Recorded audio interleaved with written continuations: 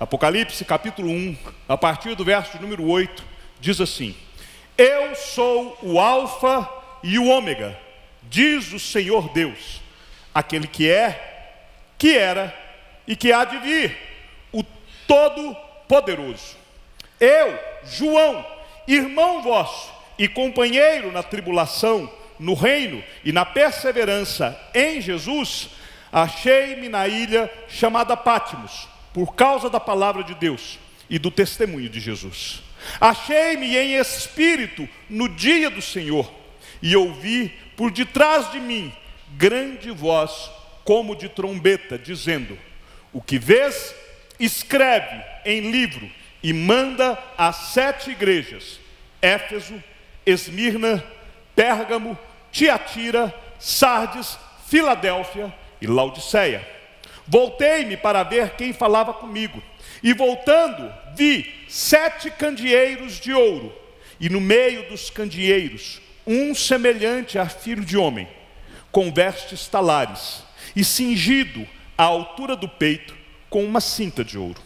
A sua cabeça e cabelos eram brancos como alva lã, como neve, os olhos como chama de fogo, os pés semelhantes ao bronze polido, como que refinado numa fornalha, a voz como voz de muitas águas.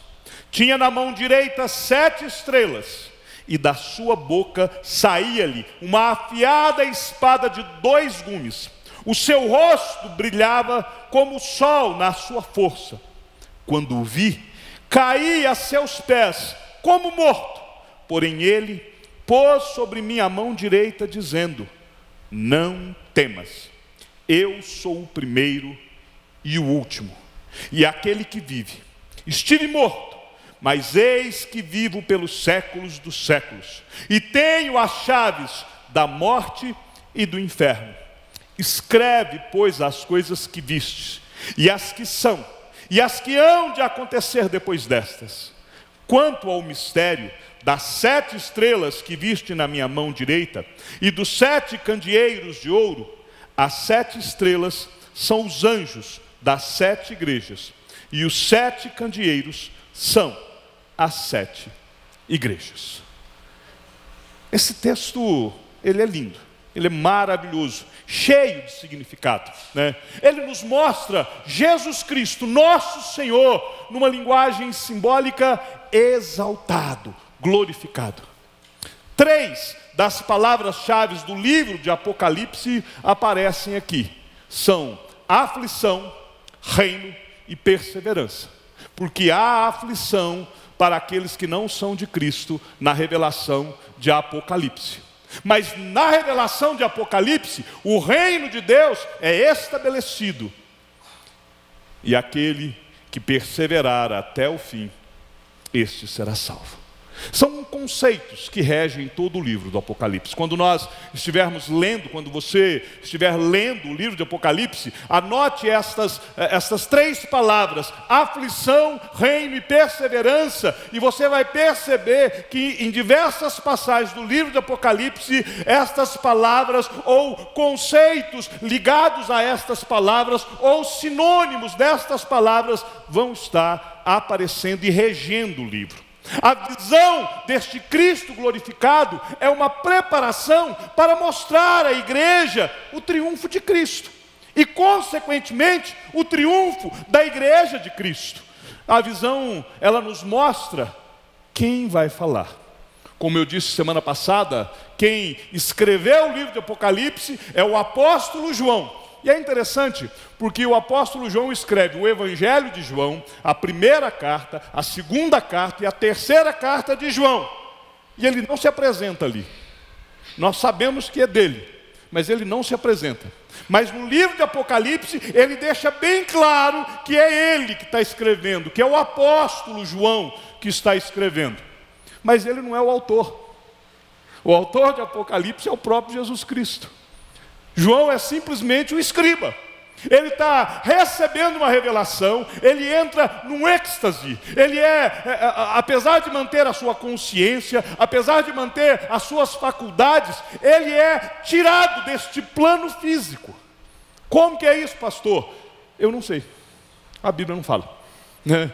Mas ele é tirado, ele é arrebatado, ele é levado pelo Senhor e colocado por Deus para poder ver o epílogo da história. Mas ao mesmo tempo, se você der uma olhada comigo no versículo de número 19, as coisas que já foram, ele enxerga as coisas que estão sendo e ele enxerga as coisas que ainda virão. Por isso, não é muito absurdo para nós podermos pensar e entender, e isso fica para nós como uma metáfora. João está como que com um telescópio vendo a história de Deus. Cristo se apresenta aqui: eu sou o alfa, eu sou o princípio, eu sou o ômega, eu sou o fim. O princípio e o fim.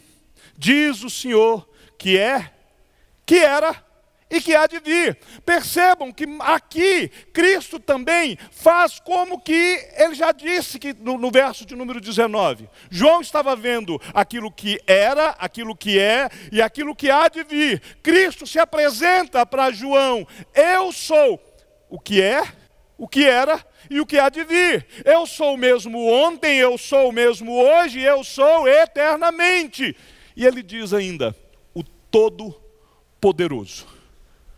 João ouve isso do próprio Cristo. É Cristo que está falando para ele: sou eu mesmo, João. Eu sou o alfa e o ômega. Lembra quando o apóstolo João escreveu lá no Evangelho, dizendo que todas as coisas foram feitas por intermédio dele, sem ele nada do que foi feito se fez? É o que Cristo está aqui agora dizendo: eu sou o primeiro, e eu sou o último, eu sou o ômega. São letras do alfabeto grego. Alfa é a primeira letra, ômega é a última letra. Cristo está dizendo que nele se encerra e se inicia todas as coisas. Eu sou o mesmo desde o princípio, eu sou o mesmo eternamente. Em outras palavras, Cristo está chegando para João e dizendo: meu amigo, se anime. Eu sou o teu Senhor. Você pode contemplar. Eu estou aqui. Eu disse que em mim se encerraria todas as coisas. Então eu sou este que vos fala, o Todo-Poderoso. Essa designação, ela vai a dizer, né, que Cristo é aquele que é, que era e que há de vir. É a mesma frase que vai ali no versículo 4, né? João, às 7 igrejas que se encontram na Ásia: graça e paz a vós outros, da parte daquele que é, que era e que há de vir. Está vendo? Em 3 versículos do capítulo 1, estas 3 situações se repetem: que é, que era e que há de vir. Jesus se apresenta como aquele que é, que era e que há de vir. João está vendo aquilo que é, que era e que há de acontecer. Entendem por que eu usei a figura do telescópio? Para que nós pudéssemos entender que a visão de João, ela era clara para ele, mas era muito mais ampla do que aquilo que nós podemos contemplar ao lermos o livro. João está vendo, a visão de João são de coisas que estão ali acontecendo naquele momento. Mas a visão de João são de coisas também que estavam acontecendo no passado. E a visão de João são de coisas que ainda estão por vir. Para nós, isso transcende a nossa capacidade. Porque nós só conseguimos enxergar o aqui e agora. Se colocarmos uma foto na mão, nós conseguimos enxergar um retrato do tempo passado. Se alguém nos contar uma história, nós conseguimos imaginar aquilo que se passou. Mas nós podemos até sonhar com alguma coisa em relação ao futuro, sem ter certeza nenhuma. João, ele consegue ver naquele momento. E é por isso que ele é tirado deste plano físico. É por isso que ele então recebe esta revelação num momento único da sua própria história. Porque ele é tirado deste plano. E agora, cheio de Deus, pleno do Espírito Santo, a sua visão é descortinada. a sua compreensão é ampliada, os seus sentidos são multiplicados. E ele então consegue ter esta percepção de passado, presente e futuro. Isso vai além da nossa capacidade imaginativa. Mas nós entendemos que é assim, porque a palavra de Deus diz que é assim. É Cristo que se apresenta. E logo depois que Cristo se apresenta, no versículo de número 8, ele então chama João. Olha o verso de número 9. Né? E no verso de número 9, João começa a falar. E aqui João então diz: eu, João, irmão vosso e companheiro na tribulação no reino e na perseverança em Cristo, achei-me na ilha de Patmos. João foi exilado para esta ilha por causa da sua fé. E aí ele diz isso, né? Achei-me na ilha de Patmos por causa da palavra de Deus e do testemunho de Jesus. Por que João foi para lá? Porque ele falava de Jesus Cristo. Porque ele era fiel. Porque ele, por causa do testemunho de Cristo, ele foi levado para ali. João, ele foi exilado porque ele se negou. Isso nós vamos ver um pouco na história. Isso é um pouco de história extra bíblica, mas a história diz que João se negou a queimar incenso num altar idólatra. E ele era testemunha fiel, ele não se rendia a César, ele não se dobrava a Roma, ele não admitia os ídolos, ele não se associava com os outros, ele defendia a pureza do Evangelho. Ele defendia a glória de Deus, Deus como único Deus, Cristo como único Senhor. E ele então não se rendia. Por conta disso, ele é desterrado. Ele é tirado de perto da sua igreja, dos seus amigos, dos seus parentes. Ele é tirado de tudo. Ele é mandado para uma ilha, a ilha de Patmos. A ilha de Patmos era um negócio muito pequenininho. Ela tinha mais ou menos 16 quilômetros de comprimento por 10 de largura. Eu sou curioso. Eu hoje à tarde estava ali estudando, eu peguei e falei, 16 quilômetros, é mais ou menos até onde? Em linha reta. Denis, é mais ou menos daqui na tua casa. Né? Pelo Google Maps. Se você for lá e medir a distância, é mais ou menos daqui até no Parkway. 16 quilômetros. Por 10 quilômetros. Né? Era um retângulozinho. E João estava ali. Era uma ilha inóspita, extremamente pedregosa, tinha muitas pedras. Não havia nada ali. Era um lugar aonde os inimigos de Roma, eles eram banidos. João estava afastado de tudo, afastado de todos, exilado, banido. Mas ele não estava longe de Deus. Os homens podem nos afastar de pessoas. As autoridades podem nos afastar de nossos amigos, de nossos parentes, pode nos afastar de nossa casa, mas as autoridades não conseguem nos afastar de Cristo. João havia sido exilado, mas naquele lugar, em meio de sofrimento, ele tinha ainda profunda e íntima comunhão com Deus. E Deus se revela a João naquele lugar. No verso de número 8, perceba que quem fala no verso de número 8 é Cristo. No verso 9, é João mesmo que está falando. João é esse apóstolo, né? Eu, João, o vosso irmão. João está querendo agora que eles possam compreender o reino de Deus, né? João quer que a igreja, que os seus leitores entendam que podem manter-se perseverantes. É por isso a carta. Havia uma grande perseguição. Diocleciano, o imperador romano, estava matando e matando como nunca.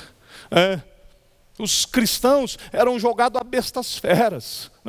O principal líder, um senhor já dos seus 90 e tantos anos, foi preso e desterrado para a ilha de Patmos.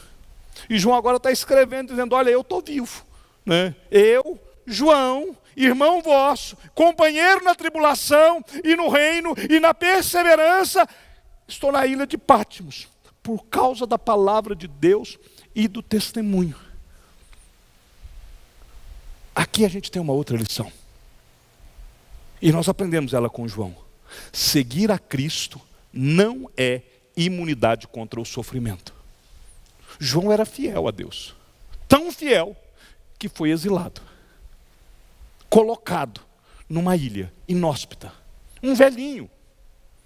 Um senhor. Já com seus 90 e poucos anos. Mas é colocado ali por causa do testemunho e da palavra de Deus. Muitos heróis da fé foram martirizados. Meu querido, nós precisamos glorificar o nome de Deus, porque nós vivemos num país que não tem perseguição.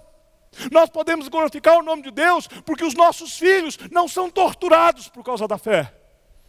Eu recebi um vídeo essa semana e eu chorei diante deste vídeo. É uma criança de 13 anos. 13 anos. É mais nova do que meu menino. Samuel tem 14. O pai dela, um cristão, foi preso no Irã. E saiu essa semana a sentença dele de morte.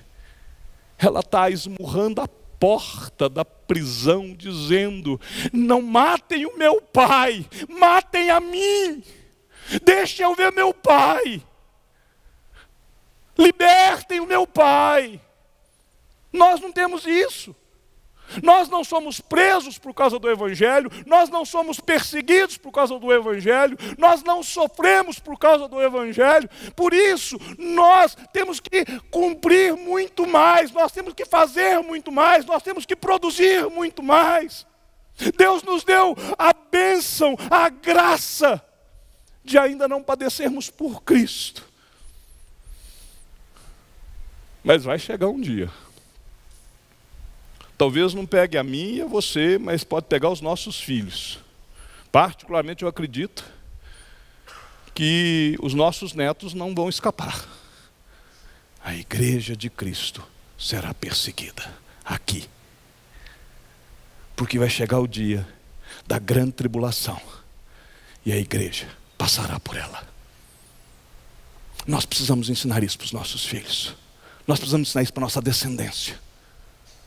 Que não é o sofrimento que nos afasta de Cristo. O sofrimento, muito pelo contrário, ele nos aproxima de Cristo. João, verso 10 e 11. João é comissionado. Ele diz que ele foi arrebatado em espírito no dia do Senhor. E aqui fica algo interessante. Porque se você já fez a leitura do livro de Atos, se você já leu as cartas de Paulo, normalmente o primeiro dia da semana, ele é chamado assim, primeiro dia da semana. Mas aqui em Apocalipse, ainda no primeiro século, já se chamava o primeiro dia da semana de dia do Senhor. Sabe como é que é escrito isso em latim? Dominus. É da onde vem a palavra domingo. Por quê? Porque já ali ainda no primeiro século, a igreja já havia compreendido e já havia assimilado que o Antigo Testamento, eles se reuniam no sétimo dia, era o dia de descanso. Mas Cristo ressuscita num domingo.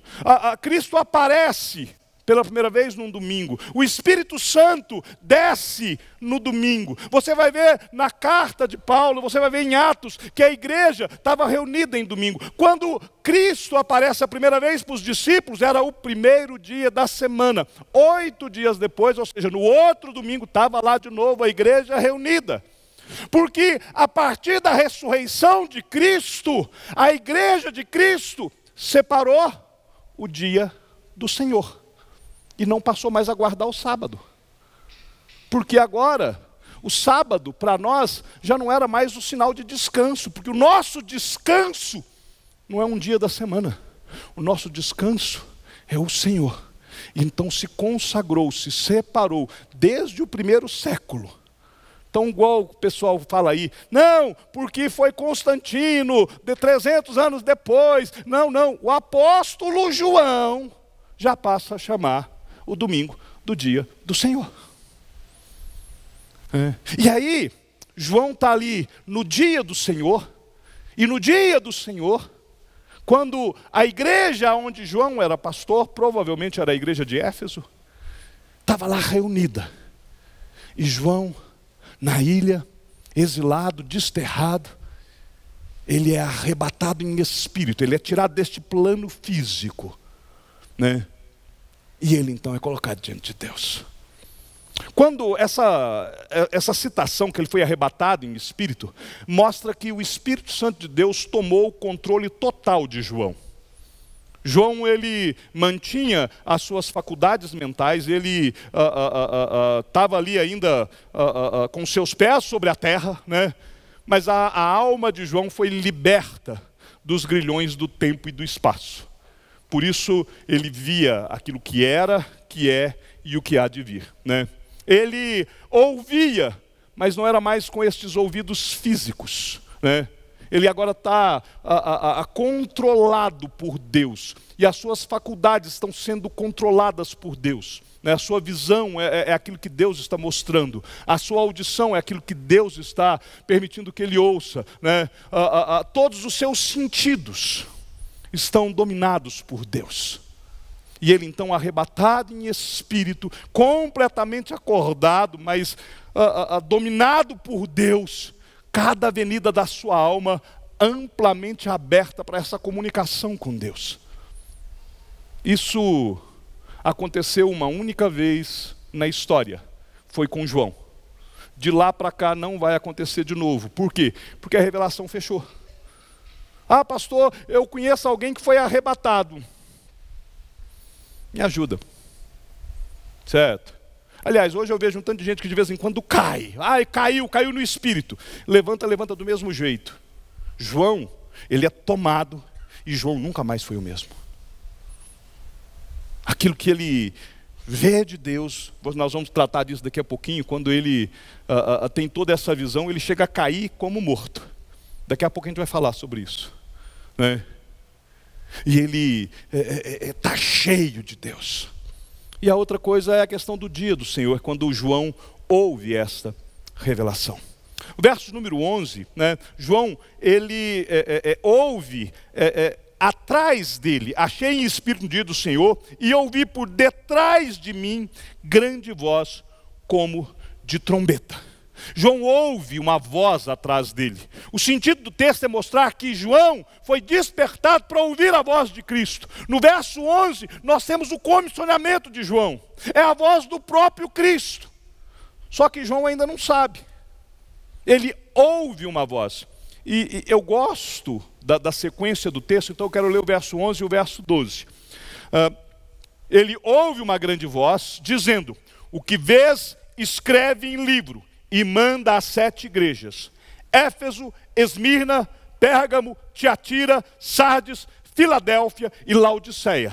João ouve a voz vindo por trás, e a voz disse: aquilo que você está vendo, você vai escrever e enviar.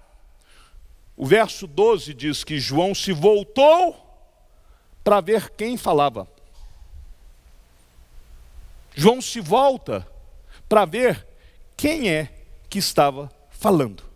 Voltei-me para ver quem falava. Será? E eu gosto de pensar isso. A Bíblia não diz, né? Mas João se volta para ver quem estava falando. João ainda não sabia quem era. Será que ele reconheceu a voz de Cristo? João caminhou com Jesus. João foi discípulo de Jesus. João se reclinava no peito de Jesus. E ele se volta. E ele não está agora voltado para ver a mensagem, para entender a mensagem. Ele se volta e ele quer ver quem está falando comigo. Ele quer identificar o som da voz. Ele não está preocupado com o conteúdo da mensagem. Mas é interessante, porque quando João se volta, e ele se volta para ver quem falava, olha o que o texto diz. Ele volta para ver quem falava, e quando ele se volta, o que ele enxerga são 7 candeeiros.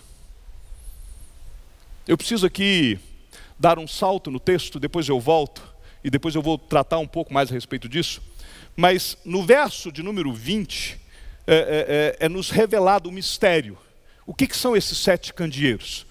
O versículo de número 20 diz que o mistério das 7 estrelas que estavam na mão, dos 7 candeeiros de ouro, as 7 estrelas são os anjos das 7 igrejas, e os 7 candeeiros são as 7 igrejas. Quando João se volta para ver quem falava, ele vê os candeeiros. E os candeeiros são as 7 igrejas. As 7 igrejas que são relacionadas ali: Éfeso, Esmirna, Pérgamo, Tiatira, Sardes, Filadélfia e Laodiceia. Cada uma dessas igrejas é representada por um candeeiro. Candeeiro era onde se colocava a luz.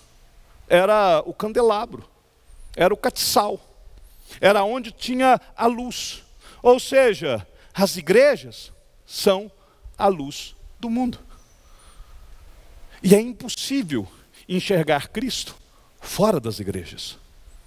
Antes de ter a visão de Cristo exaltado, João vê a igreja. Porque o mundo, ele enxerga Cristo através da igreja. Nós, como igreja de Cristo, é que precisamos ser Jesus na vida das pessoas.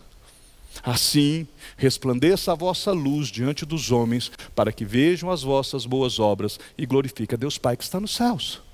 Vós sois a luz do mundo. Quem é a luz do mundo? Eu e você, enquanto somos igreja. O mundo vê Cristo através da igreja. O mundo vê Cristo no meio da igreja. Ninguém verá Jesus Cristo em glória, senão através da igreja. Por isso a igreja tem que enviar missionários. Por isso a igreja precisa proclamar o evangelho. Porque a igreja é que vai demonstrar Cristo. Por isso nós precisamos congregar. Por isso que nós nos reunimos no dia do Senhor para adorarmos e prestarmos louvor ao Senhor. Por quê? Porque o Senhor, Ele está no meio da igreja. Quando João se vira, a primeira coisa que ele percebe é a igreja de Cristo. Os 7 candeeiros. Mas olha o verso de número 13. E no meio dos candeeiros, um semelhante a filho do homem. Entre os candeeiros, João vê Jesus, o seu Senhor. Aquele que ele deitou no peito. Lembra na última ceia? Quando João se reclina no peito? É ele que ele vê agora, né? É o mesmo Salvador. Só que agora, ele está diferente dos seus dias de humilhação. Agora, João descreve como filho do homem. E ali João está então demonstrando não só a divindade de Cristo, mas também a sua humanidade. Porque Cristo permanece com essas características por todo sempre. As marcas de Cristo que foram conquistadas na cruz estarão presentes neste Cristo glorioso que João viu. Este filho do homem, esta expressão, é a expressão que mostra que ali está a perfeita revelação de Cristo. Mas o Deus Todo-Poderoso, soberano. Aqui, o majestoso Senhor, caminhando por entre as igrejas. E isto é para nós uma palavra de consolo e de advertência. Consolo, por quê? Porque nós sabemos que quando nós estamos aqui reunidos, prestando culto ao Senhor, Ele continua no nosso meio. Ele está andando em nosso meio. Ele continua andando entre a igreja. Isso nos consola. Mas é também uma séria advertência. Porque Ele contempla que tipo de culto nós estamos prestando. Ele sabe por que nós estamos aqui. Ele sabe se nós estamos aqui para adorá-lo, para louvá-lo, ou só para cumprir um evento social. O majestoso Senhor caminhando entre as igrejas, e Ele pode tanto reprová-las, quanto Ele pode encorajá-las. Ele tanto lhe dá ordens, quanto Ele as enaltece. Essas palavras demonstram a presença, a proteção e a orientação de Cristo à igreja. Quando nós estamos reunidos como igreja, o Senhor está no nosso meio. Cristo permanece com a sua igreja. Cristo, Ele está junto conosco quando nós estamos em comunhão uns com os outros e ligados no trono da graça. A partir do verso 13 até o verso 18, João vai ter esta visão do noivo, da sua glória. João vai ver a majestade excelsa do nosso Senhor. E ele vai descrever 10 características. Quando eu comecei a escrever os sermões de Apocalipse, eu comecei a me demorar muito na descrição dessas características. Dá quase um sermão para cada uma. E eu não vou fazer isso, né? Está lá nas minhas notas, né? Fica nas minhas notas, quem sabe um dia isso vira um livro, né? Mas eu queria passar rapidamente por essas 10 características que João percebe e retrata em Cristo. Porque primeiro no versículo 13, João fala das suas vestes. Fala de Cristo como sacerdote, fala de Cristo como rei. As vestes de Cristo nos conduz a percebermos que Ele agora está reinando e em majestade. Deus reina através de Cristo sobre nós. Deus reina através de Cristo sobre nós. Deus reina sobre a igreja. Deus reina sobre o universo. Depois, no verso 14, fala a respeito da sua cabeça. E aí isso está mostrando ali a sua divindade. Mostra a divindade de Cristo, mostra a sua santidade, mostra a sua eternidade, a sua cabeça e os seus cabelos brancos como alva lã, como neve. Depois vem e descreve os seus olhos, mostram que os olhos do Senhor nos falam da sua onisciência, que Ele tudo vê, que Ele tudo perscruta, Ele é o juiz diante de tudo, não há absolutamente nada escondido diante dos olhos do Senhor. Depois ainda no verso 15 vai falar dos seus pés. Agora descreve a sua onipotência, descreve aquele que é todo poderoso, os seus pés, os pés do Senhor, semelhantes ao bronze polido, como que refinado numa fornalha. João não deixa que nós possamos saber, nem no texto original, se os pés dele, como o bronze aqui, ainda estão ardendo em chamas, porque o bronze é feito no fogo. Mas mostra a onipotência do Senhor, e o Senhor vai julgar os seus inimigos. E convém que Ele reina até que Ele ponha todos os inimigos debaixo dos seus pés. Depois ainda no verso 15, fala da sua voz. E quando João vai falar da voz do Senhor, fala que é como a voz de muitas águas. João estava numa ilha. Ele estava ali acostumado com as ondas quebrando naquela ilha. Ele estava acostumado com os ventos bravios trazendo aquelas ondas e aquele barulho todo. E João, quando fala agora da voz do Senhor, fala do seu poder irresistível da sua palavra. Como as muitas águas batendo, elas trazem barulho, mas elas trazem limpeza, elas trazem restauração.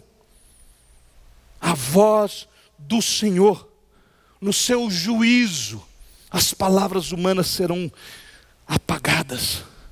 A voz de Cristo, ela detém a última palavra.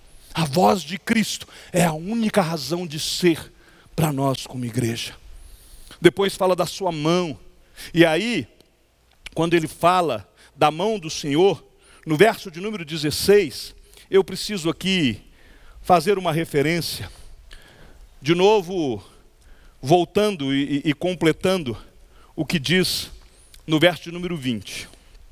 Porque no verso 16, diz que ele tinha na mão direita 7 estrelas. E no verso de número 20, vai dizer que as 7 estrelas são os pastores das igrejas. A liderança da igreja. Cristo traz a liderança da igreja na sua mão direita. Sabe o que isso me lembra? Isso me lembra de Isaías. Isaías 41, versículo 10, diz assim: não temas, porque eu sou contigo. Não te assombres, porque eu sou o teu Deus. Eu te fortaleço e te ajudo e te sustento com a minha destra fiel. Isso traz para mim como pastor um privilégio e uma responsabilidade. O privilégio é saber que, como liderança da igreja, Deus carrega na sua mão. É Ele que guarda, é Ele que fortalece, é Ele que ajuda. De mim, por mim mesmo, eu não teria absolutamente nada para te falar em nenhum domingo. Mas, diariamente, todos os dias, eu me quedo aos pés do Senhor e eu busco, eu falo: Senhor, a igreja é tua, o rebanho é teu. Foi Cristo que pagou o preço por eles. O que eu vou pregar? Privilégio. Mas traz responsabilidade. O autor da carta aos Hebreus diz que os líderes velam pelo povo como quem tem responsabilidade pela alma.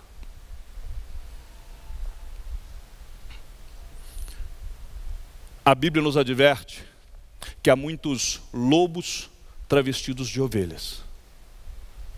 Por isso, sempre quando você estiver olhando para um pastor, olhe para o pastor com olhar de graça e misericórdia.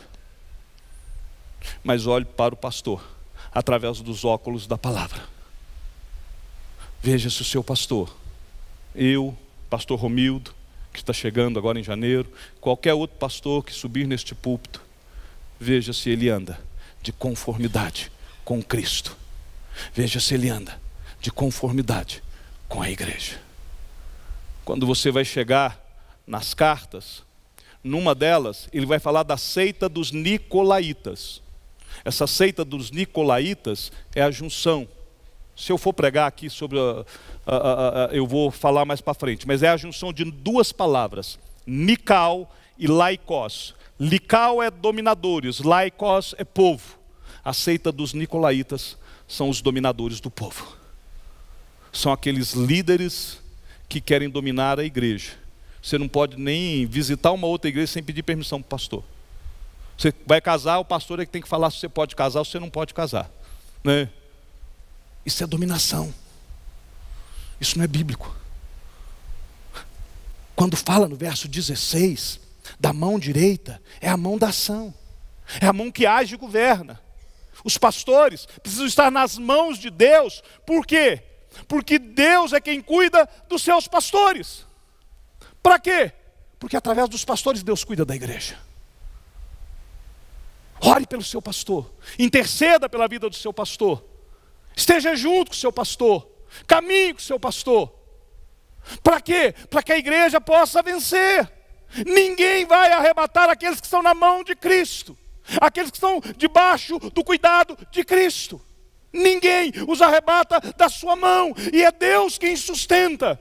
Por isso, não se levante contra pastores que estão na mão de Deus, porque é Deus que guarda,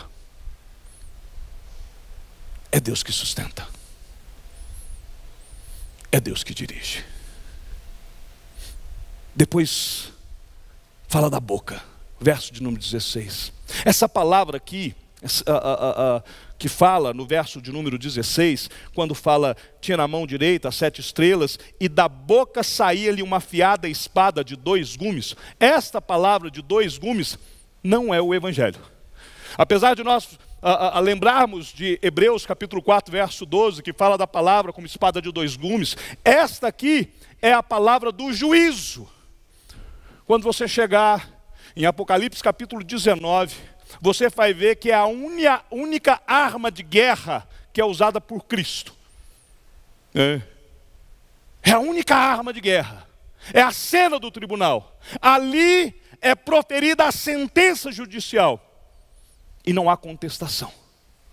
Esta palavra não é o Evangelho, não é a palavra de Deus. Esta língua afiada, ela corta, ela é a espada de 2 gumes, porque ela corta pela graça e separa os seus, e ela corta pelo juízo e condena todos aqueles que não são de Cristo. Ainda fala no verso de número 16 do seu rosto. E a visão agora não é mais do Cristo servo, perseguido, preso, esbofeteado, cuspido. É do Cristo cheio de glória. É a luz do sol que supera o brilho dos candeeiros. Agora, quando ele olha o rosto, a luz dos candeeiros, a luz das igrejas, ela é ofuscada. Porque é o resplendor da glória de Deus. Verso 17 fala que ele é o primeiro e o último, porque ele é o Criador, o sustentador, o consumador de todas as coisas. Fala da perenidade de Cristo. Cristo aqui é enaltecido como vitorioso. Ele é o primeiro, porque todas as coisas foram criadas por meio dele. Sem ele nada do que foi feito se fez. Ele é o último, porque ele é o juiz de toda a terra. Ele que com aquela espada afiada que nós vimos no verso anterior, é aquele que vai executar o juízo. É aquele que vai colocar o ponto final da história. E finalmente, no verso 18, fala da sua vitória triunfal. Ele é aquele que vive, estive morto, mas eu estou vivo pelos séculos dos séculos, e eu tenho as chaves da morte e do inferno. João está diante do Cristo da cruz, que venceu a morte.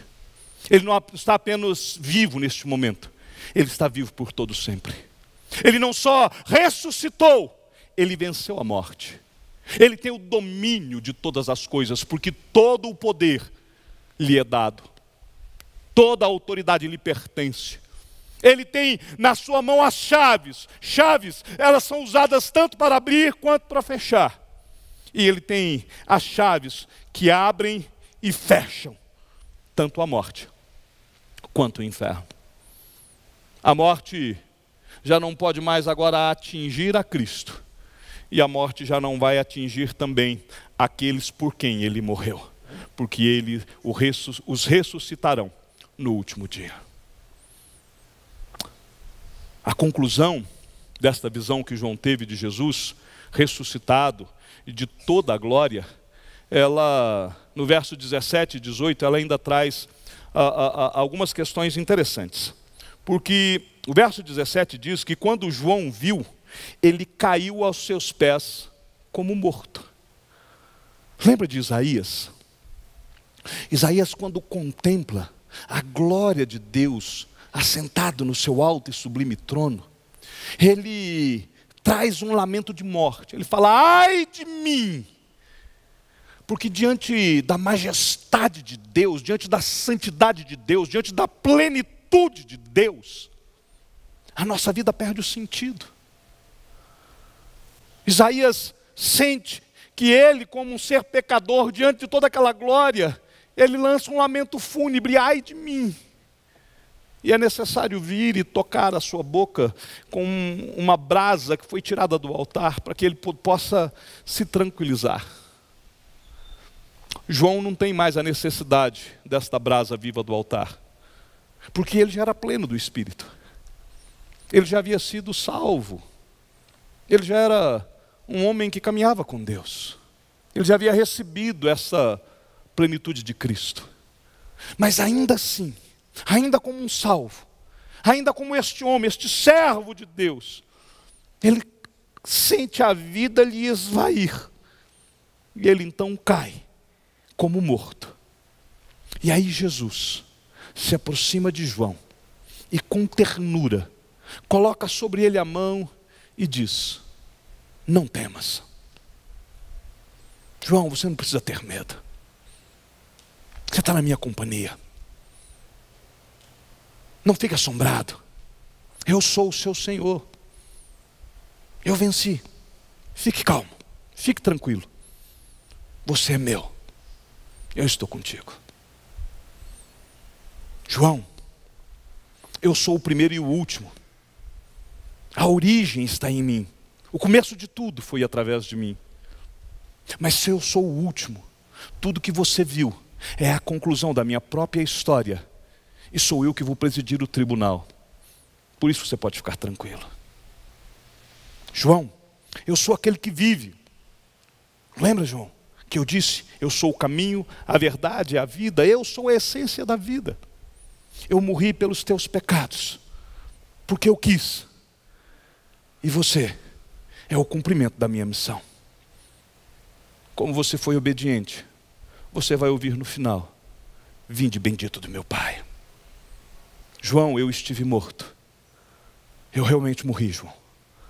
Tem muitos que acham que eu não conhecia a morte, mas eu morri. Mas eu morri para poder vencer a morte. E é por isso então, João, que eu estive morto, mas agora eu estou vivo. João, eu tenho as chaves da morte e do inferno. Porque o último inimigo a ser vencido, eu derrotei. Eu tenho autoridade, tanto sobre a morte, quanto sobre o inferno. Ambos estão sujeitos a mim. Por isso, João, te acalma, te aquieta. E aí entra o verso 19. E escreve estas coisas que você viu, as que são, as que hão de acontecer depois dessas. Essas cartas nos mostram Cristo agora se dirigindo às igrejas.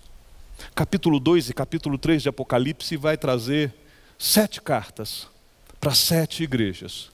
Essas igrejas eram igrejas que existiam, que estavam ali. Mas ao mesmo tempo, essas igrejas fazem um resumo, como que um apanhado de toda a história da cristandade. É como que eu comecei o sermão falando daquele telescópio de Deus. João está olhando para tudo isso. Essas cartas descrevem o início, o desenvolvimento e o fim do período da igreja. Depois, em casa, leia o capítulo 2 e o capítulo 3. E você vai perceber que nas 7 igrejas, há 2 tipos de igreja. Primeiro, as 3 primeiras igrejas são a igreja consciente: Éfeso, Esmirna e Pérgamo. O Senhor dirige a igreja como sendo uma igreja consciente. Deus fala para a igreja como um todo.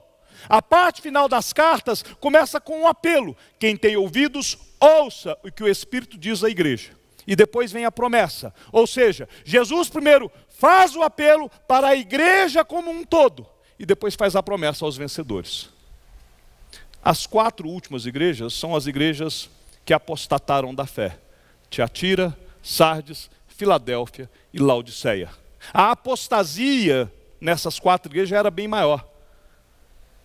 O Senhor já não espera ser ouvido mais por toda a igreja, e é por isso que ele então começa a falar agora a indivíduos, aos vencedores. É um grupo menor, né? Você vai perceber que há uma divisão, né? Tanto que o apelo é no final: quem tem ouvidos, ouça. A promessa vem antes, né? As 3 primeiras ele fala à igreja, as últimas ele fala aos indivíduos. Porque no final dos tempos haveria um afastamento da sã doutrina. Mas eu não vou continuar por aqui agora, né? Os próximos 2 domingos nós vamos ter cantata, então eu vou falar sobre outros assuntos, e depois eu quero falar de algumas dessas igrejas ainda agora em dezembro. Nós podemos tirar preciosas lições de tudo isso que nós vimos. Primeiro, nós vimos que João está sofrendo porque está exilado na ilha de Patmos. A dor pode ser didática. Deus fala profundamente no meio do sofrimento. Então, se você está sofrendo, talvez é o momento de você abrir os seus olhos, os seus ouvidos espirituais. Talvez Deus está querendo te direcionar. Segundo, o Senhor não é coitadinho, não é um sofredor. Aquele Cristo magrelinho com costelinha de reco-reco pendurado na cruz, aquele Cristo sofredor, ele já não existe mais. Ele agora é vitorioso, vencedor. Ele esteve morto, mas hoje ele vive, né? É o Cristo glorificado, né? Então, sabe aquele adesivo que o pessoal coloca no carro? Dê uma chance para Jesus. Arranque e coloque lá o seguinte: dê uma chance a você mesmo, conheça Jesus. Terceira coisa, Cristo está no meio da igreja. Ele está aqui entre nós. Então, não seja negligente com os cultos. Seja participativo nos cultos. Venha para o culto para a adoração.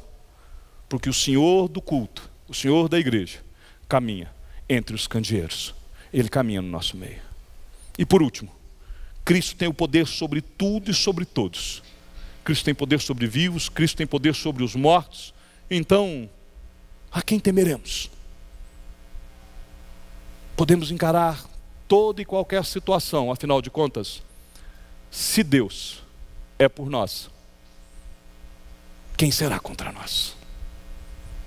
Que vivamos debaixo deste poder de Cristo, o Alfa, o Ômega, o Cristo, Jesus glorificado, o Senhor de toda a história, aquele que caminha ao nosso meio, aquele que anda entre nós, mas aquele que nos consola, que nos conforta, que nos dirige, aquele que virá para nos buscar.